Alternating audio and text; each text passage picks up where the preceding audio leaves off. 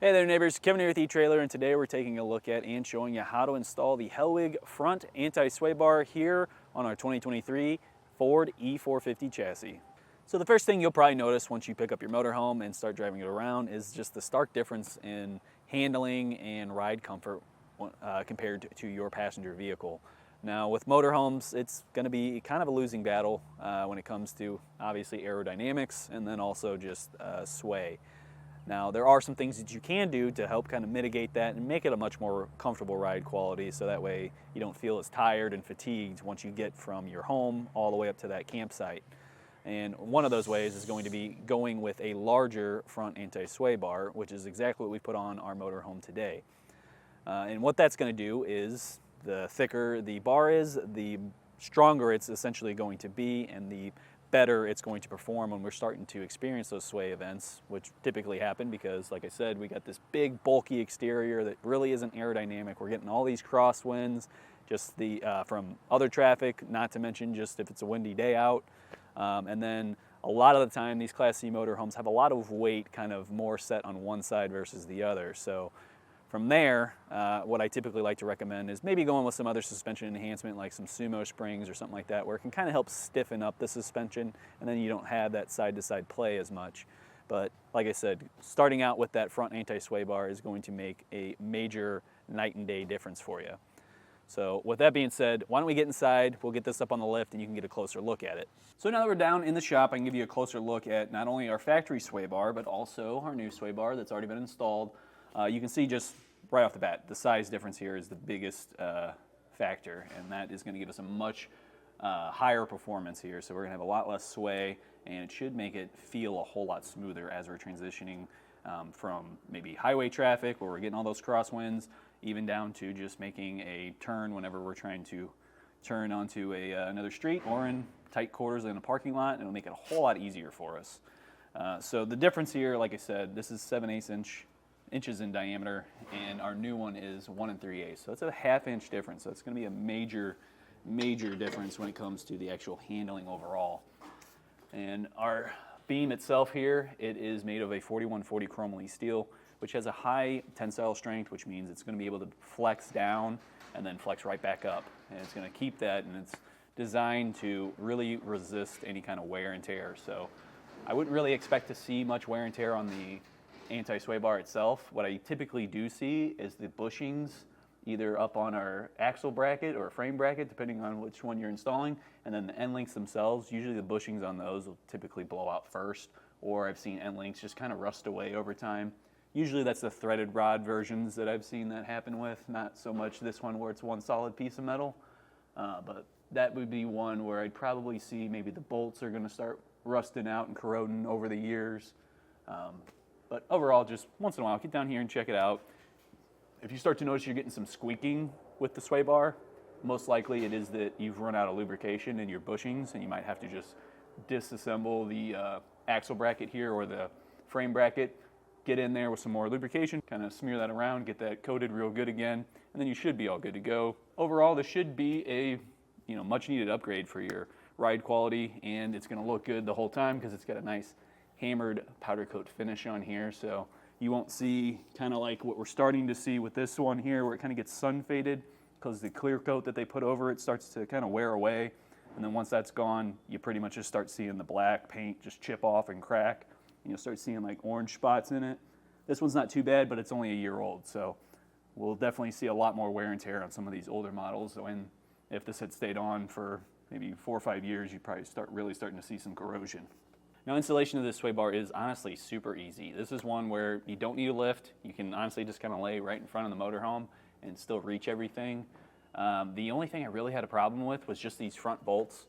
So this one actually came off pretty easy, but this one over here at the front, I had to hit for quite a while with our impact, and then I switched over to our heavier duty air tools. If you are finding you're having a hard time getting that bolt out, that might be the first thing to check, just to see if you can even do it yourself at home. If you find that you can't get that bolt out, then definitely feel free to use our dealer locator, and you can enter in your zip code to find a shop near you and get it professionally installed. If you started this, got that bolt out, realize that you can do the rest of this install, but still want a little bit of a walkthrough, then stick around and we'll help show you the process. All right, starting off our install, we got to remove our factory sway bar, and I'm going to start off with the D-shaped brackets here. We're going to have an 18mm socket on our first bolt towards the front of the vehicle. Behind that, there's going to be a smaller bolt, and that's going to require a 15mm socket.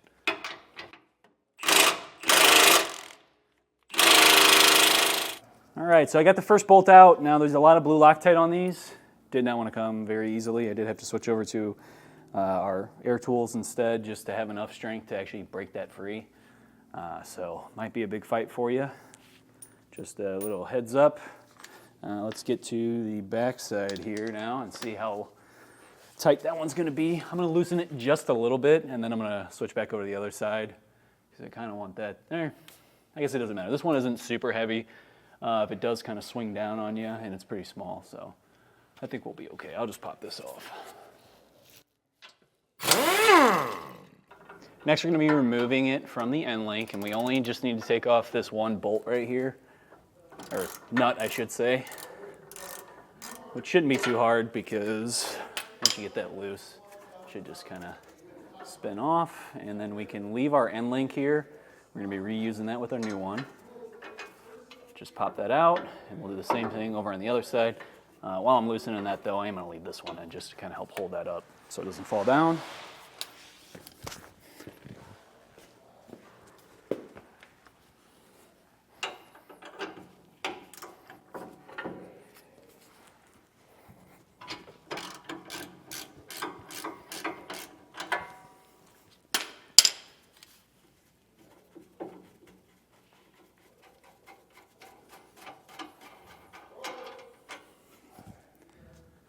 All right, now we can drop out our factory sway bar.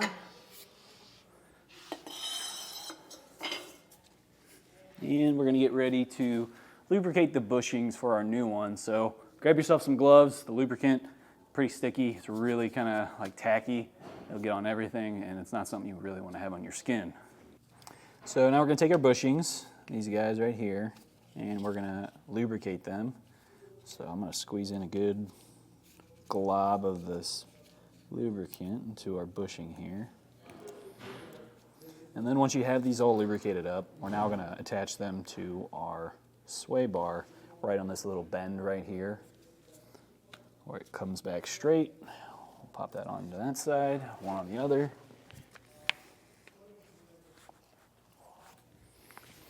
And then our D-shaped brackets are going to pop on just like so. We got that front one, and then we'll have a rear one that's going to take up the gap here, and then we'll have our bolts go through. Now the bolts, we're going to be reusing the front factory one, that big one that we were using the 18mm socket on. That'll pop through the front. And for the back one, we're going to switch to the supplied bolts and flat washers. Now before we put this up though, we do want to make sure that we hit it with some blue Loctite, which is also included in the kit. We'll put that on the factory bolts as well. So I'm going to get that ready now, and then I'm also going to grab a second set of hands and swap out my gloves because I don't want to keep spreading this around. All right, I've grabbed Matt now and some new gloves, and we're going to lift this up into place. Now make sure that you have it so that the arm of this is facing down. That way it can go over the tie rod here and tie into our end link. So I'll lift this up. We'll get it over the tie rod first. We can pop in our end link if we want to. Just push that through to kind of help hold it up there too. Find the hole, there it is. That threaded in a little bit. All right, now we can get our back one in.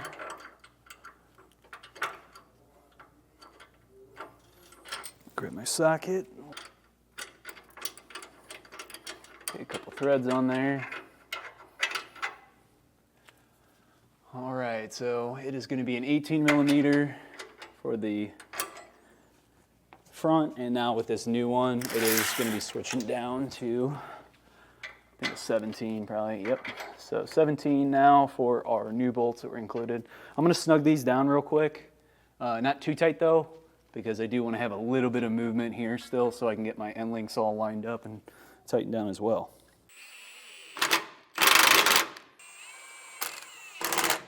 So now I'm just hand tightening on our factory nuts that we had, those flange nuts for the end links here. And let me get both of them somewhat started before I start fully tightening it down. There we go. Once you have it, you can then grab your 18mm socket and then torque it to spec.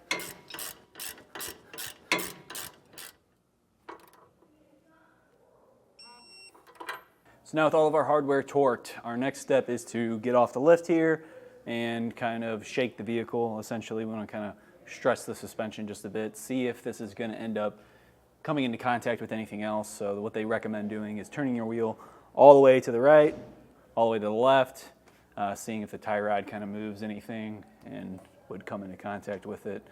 And then just kind of pushing down on your front bumper and your rear bumper too, kind of compress and decompress the suspension. And then if you don't see anything wrong, you don't see any kind of spots where it might potentially hit something, then you should be good to go. The only thing left to do is after the first week of driving around with it, you are going to want to come back, recheck your torque values, make sure everything is still as tight as it should be. And then from there, it's just your occasional use. So if you're using your motorhome quite a bit, this might be something where you want to do it once a month, just get under there and check it. With this being so close to the front and wide open here, you don't really even need to lay under it. You can kind of just lay right in front of it and get to it real easy. So this one is a really easy one to keep up on your maintenance on. Well, that's going to do it for our look at and installation of the Helwig Front Anti-Sway Bar here on our 2023 Ford E450 chassis.